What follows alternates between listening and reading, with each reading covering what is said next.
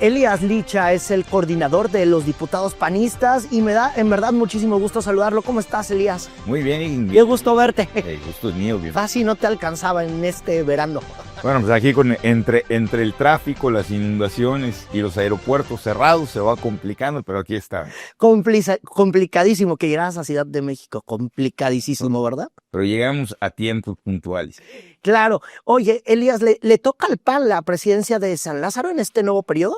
Así lo indica la ley, por supuesto. Somos la segunda fuerza política en la Cámara de Diputados y tal y como lo indica la ley, la rotación corresponde al PAN proponerle al Pleno a la persona que encabezará los esfuerzos de la mesa directiva para el siguiente año. Claro, no va a haber ninguna chicanada de que vamos a pasar diputados de Morena al Partido Verde para tener la presidencia de San Lázaro, ni nada de esas cosas. ¿Cómo está el río aquí? Bueno, tú sabes que en las cámaras todo puede suceder, pero nosotros apelamos a que la ley es la ley y no podemos tomar previsiones de que nuestros interlocutores actúan permanentemente de mala fe. Por supuesto que no somos ingenuos, pero estamos convencidos de que la gobernabilidad de la Cámara se basa en los buenos acuerdos y el acuerdo que hemos construido desde la fundación de esta legislatura, así consta tanto en los acuerdos firmados como en las declaraciones públicas, como en todos los diálogos, ha sido el respeto a la ley. Así lo hemos hablado todas las coordinaciones y no tengo ninguna duda de que el 1 de septiembre tendremos nueva mesa directiva que, más allá de representar a un partido político, quien está en la presidencia, debe de representar la pluralidad, la unidad de la Cámara de los Diputados, y el PAN tiene grandes perfiles para cumplir con esa encomienda. ¿A quiénes están nominando? Bueno, tenemos 71 diputadas y diputados, tenemos grandes perfiles y seguramente en próximas semanas podremos estar en condiciones de dar a conocer el nombre que construye los consensos al interior del grupo. Dicen que será mujer. Es muy probable, claro, es muy probable. Tenemos grandísimos perfiles, hombres y mujeres, y creo que estamos ante una gran oportunidad de presentar alguna carta que construya los consensos necesarios y por supuesto que es muy probable que sea mujer. Se hablaba de Kenia López Rabadán. Sin duda es un perfil por su trayectoria, por el conocimiento público que tiene. Es hoy vicepresidenta de la Cámara, pero te puedo decir que también tenemos muchas otras grandes mujeres y si me preguntas una por una te voy diciendo sus cualidades. Bueno, pues entonces ya veremos. ¿Cuándo presentan ustedes el nombre? Bueno, el nombre tiene que presentarse en la reunión preparatoria, que es a finales de mes. Las y los diputados del PAN tendremos nuestra reunión plenaria en la última semana del mes de agosto y yo espero estar en condiciones antes de la sesión preparatoria de la Cámara de Diputados poder darlo a conocer, una vez, desde luego, habiéndolo dialogado con la y los coordinadores de los demás grupos. Claro, venimos de una semana, Elías, de muchísimos escándalos del propio gobierno, de propios compañeros legisladores que tienes tú aquí en San Lázaro. A ver, número uno, ¿cómo está leyendo un coordinador de diputados de la oposición que un coordinador de senadores como Adán Augusto López tenga un narcosecretario y pasen las semanas y siga en el cargo cuando ustedes inclusive aprueban leyes de seguridad, cuando en el Senado y en San Lázaro están las comparecencias de los funcionarios de seguridad, cuando algunas veces se les invita a revisar la estrategia de seguridad o hemos visto en otras legislaturas que a veces el titular de seguridad va y les dice vamos a hacer esto y viene esto? ¿Es sostenible Adán Augusto López? Yo, más que un caso en específico, me atrevería a empezar a hablar del ecosistema del oficialismo, porque no es un caso aislado el que existe en el país. Vemos el caso, por ejemplo, del gobernador de Sinaloa, del gobernador de Tamaulipas, es decir, gobiernos completos vinculados al crimen organizado y que ha llegado a partir del estado de Tabasco a un nuevo escándalo público. Pero lo importante es que tengamos que modificar los esquemas legales y la forma en la que entendemos la vida pública en México. Nosotros hemos puesto propuestas desde hace semanas, desde hace meses, una en particular, para que exista la sanción más severa a cualquier político que desde su cargo se vuelva cómplice, se vuelva integrante o facilite el trabajo del crimen organizado. Dando ese contexto, porque todo esto lo planteamos antes de que existan nombres en particular, ante las evidencias crecientes de los vínculos de integrantes del gobierno y particularmente de Morena con el crimen organizado, hacíamos la advertencia de que esto iba a llegar a un nivel de putrefacción en el que ya se está viendo por todas partes. Creo que los casos particulares tienen que ser aclarados. Creo que el gobierno, más allá de limpiar las penas de sus compañeros de partido, tiene que hacer las investigaciones pertinentes y sancionar a cualquier responsable, cómplice o facilitador del crimen organizado. ¿Un coordinador como Adán Augusto López tendría que estar en el cargo? Bueno, yo creo que debería de ser investigado como cualquier gobernador que pudiera haber tenido cualquier otro tipo de vínculos. Si existen pruebas contundentes en su contra, pues desde luego que no, como no debiera de estar quizá en el cargo el gobernador de Sinaloa o el gobernador de Tamaulipas o de otros estados que pudieran tener estos vínculos.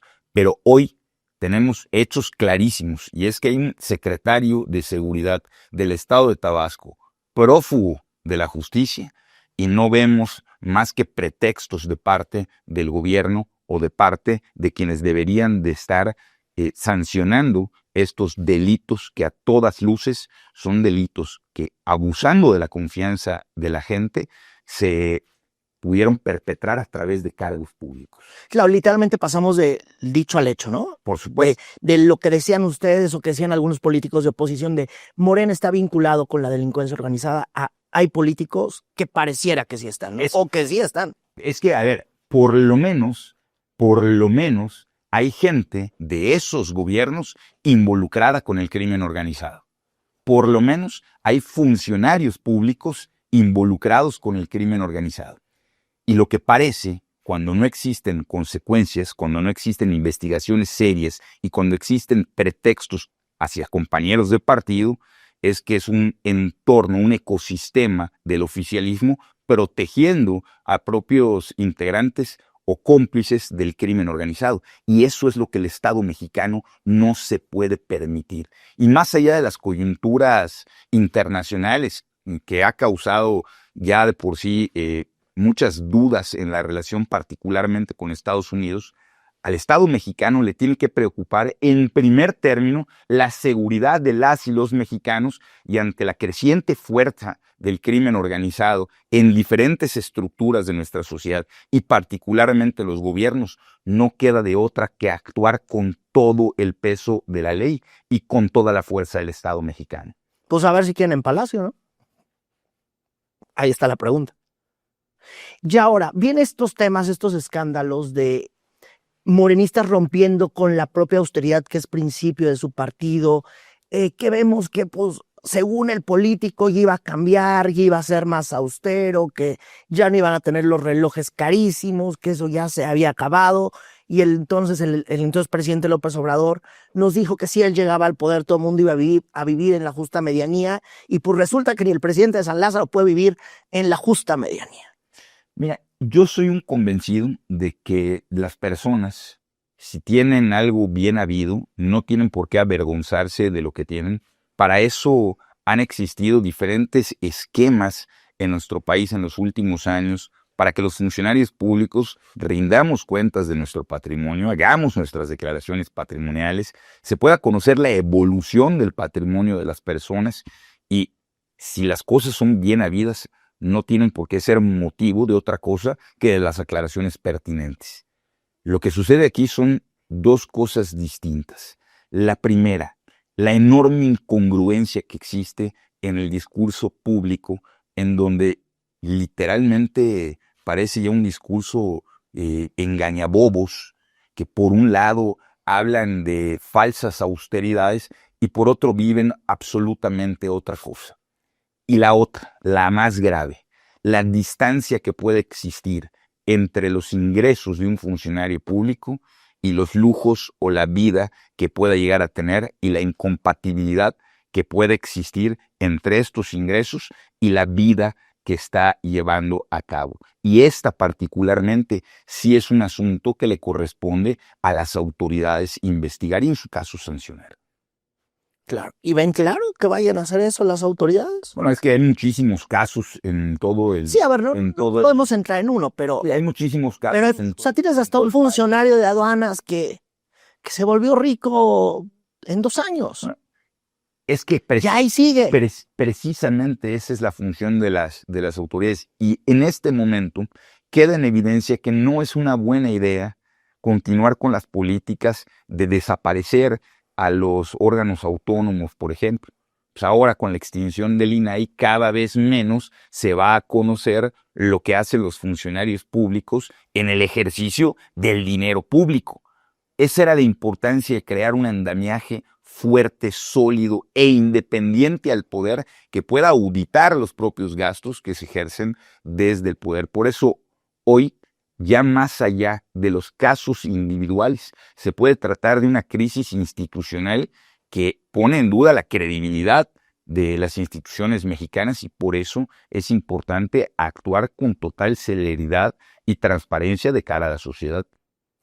Sin duda alguna. Ahora, ¿qué viene en el nuevo periodo? Porque supongo que pues ya el INAI está muerto, ya prácticamente hemos destruido las instituciones. ¿Qué van a hacer en este nuevo periodo? ¿Qué se habla? ¿Con qué agenda va el PAN? ¿Cuál es la agenda que trae el oficialismo? Porque obviamente pues te tienes que meter a la agenda del oficialismo, aunque pues ustedes a veces no quieran, pero pues son los temas que hay, más allá del presupuesto aquí en San Lázaro, Elías. No, sí, finalmente las agendas no dejan de ser guiadas en su mayoría, precisamente, valga la redundancia, por las mayorías, porque son quienes fijan el orden del día. En las próximas semanas estaremos teniendo los acercamientos necesarios propios del inicio de cada periodo para fijar las agendas tanto individuales de los grupos como de la propia Cámara de los Diputados. Hay que recordar que este periodo inevitablemente tiene 3 temas fundamentales: la presentación del informe del primer año de gobierno con la glosa, el análisis de la glosa, las comparecencias de los funcionarios públicos que la Cámara considere, y por otro lado tenemos la ley de ingresos y el presupuesto de egresos de la Federación para el siguiente año. Esos son temas que legalmente Ya son cajoneros, ¿no? están en la coyuntura y nosotros no vamos a dejar de impulsar temas que son fundamentales y que han sido parte de la agenda del PAN, insisto, en modificar el Código Penal para que cualquier actividad de funcionarios de gobierno en colusión con integrantes del crimen organizado tengan la sanción máxima que tenga nuestro Código Penal. Vamos a seguir impulsando iniciativas que beneficien la economía. Hay que recordar que desde el año pasado fuimos nosotros quienes pusimos en el centro la discusión del precio de la gasolina y que no basta con la simulación que se ha dado de un supuesto congelamiento del precio cuando son los impuestos los que están manteniendo carísima la gasolina. Hoy vemos en diferentes estados graves crisis, por ejemplo, en materia eléctrica, particularmente en un estado como el mío. Yo soy yucateco. En Yucatán tenemos una grave crisis con la CFE. Y luego tiene apagones, ¿no? Tenemos apagones un día sí y el otro también. A ver, cuéntame cómo está eso. Prácticamente no hay un día de la semana en que no haya una zona de Yucatán que no tenga apagones, por un lado, pero por el otro, pagamos la luz más cara del país. Tenemos uno de los climas más complejos para mantener, ya no se diga la temperatura, los alimentos, Claro. las medicinas, aparatos que son necesarios para la salud. Y además de todos los apagones que tenemos, insisto, tenemos las tarifas más caras. Yo lo decía desde el sexenio pasado, ¿cómo es que Yucatán, teniendo un clima muy similar al de Tabasco, Villahermosa y Mérida tienen climas muy similares, pero a Tabasco sí de un plumazo le pudieron dar a todos sus municipios la tarifa más baja que puede otorgar la CFE? Oye, qué bueno por los habitantes de Tabasco. Pedimos lo mismo para los habitantes de Yucatán.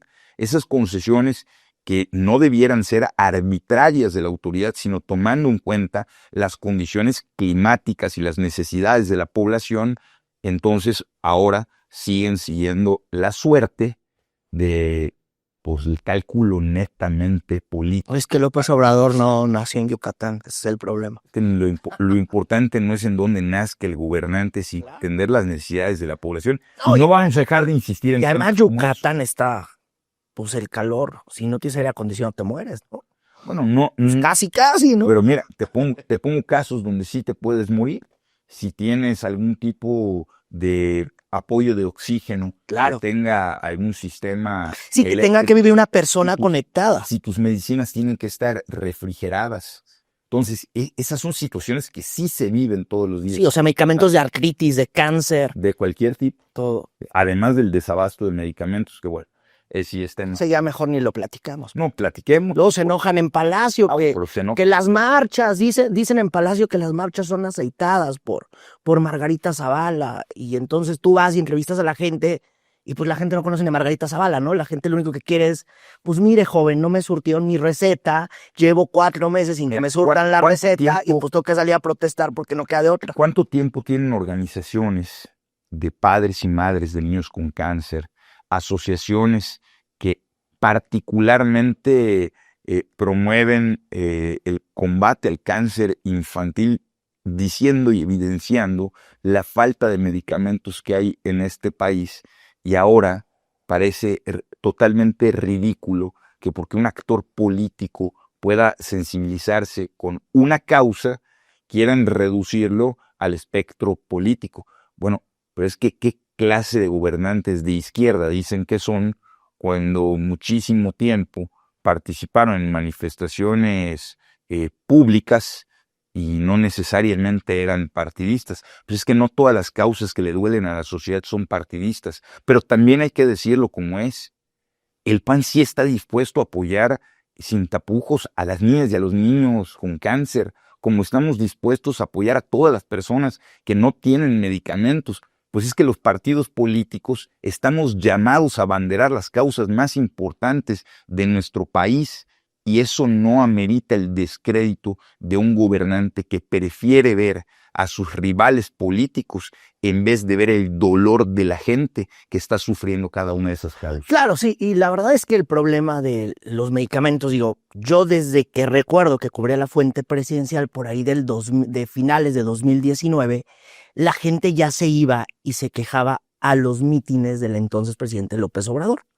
El presidente López Obrador acababa su mitin, saludaba a la gente y ahí llegaban las cartas o los mensajes quejándose. Pero estamos hablando de 2020, 2019, finales de 2019. Recuerda que hubo cierre del aeropuerto, por ejemplo, Claro. de padres y madres de estas niñas y niños. Y no hubo ningún actor político. Pues no, y también la gente tiene derecho, o sea, a mí me parece una vergüenza que alguien tenga que salir a protestar porque le falta el medicamento. Por supuesto. Cuando de por sí es una burocracia estar en todos los servicios médicos del país. O sea, no es que uno vaya y se la pase bien, ¿no? Ya quisiera uno Dinamarca 30 segundos. Todo el sistema de salud ha colapsado. Acuérdate cómo el sexenio pasado decían que con la creación del INSABI iban a solucionar todo. Es la institución pública en materia de salud que más rápido ha fracasado en la historia de este país. Hoy el INSABI no sirve para nada. ¿No se murió? El INSABI, lo mataron. Ellos mismos lo desahuciaron, pasaron a un nuevo modelo que todavía no da resultados, que no da respuestas a las necesidades más importantes de la población, pero eso sí, el discurso político prefiere buscar la rivalidad política que la solución al problema real. Sí, claro, y este es un asunto de inmediatez. El tema de los medicamentos. Lamentablemente, cada día que pasa, literalmente hay más personas sufriendo por la indolencia, la incapacidad del gobierno de dar solución a esos problemas que son tan específicos y que lastiman tanto a las personas. Claro, Elías, no puedo dejar de preguntarte, ¿qué onda con Yucatán? ¿Qué pasó en Yucatán en el 2024? ¿Por qué si ustedes habían presumido buenos gobiernos, que estaban funcionando las cosas, por qué Morena gana como gana Yucatán, cuando el PAN pues, siempre defendió un bastión como Yucatán, ¿no? Y lo presumía como uno de sus emblemas de buen gobierno? ¿Qué pasó ahí? Yo creo que es un O análisis. sea, ya pasó mucho tiempo. Yo creo que es un análisis que nos lleva a concluir un asunto multifactorial. Es decir, no necesariamente haber optado por un partido distinto es decir que lo que se hizo como gobierno estaba mal. Para prueba de eso, lo que sucede con la ciudad de Mérida, en donde se volvió a refrendar otra vez a un gobierno panista, es decir, donde gobierna el PAN, los resultados están a la vista y son defendidos por la propia sociedad.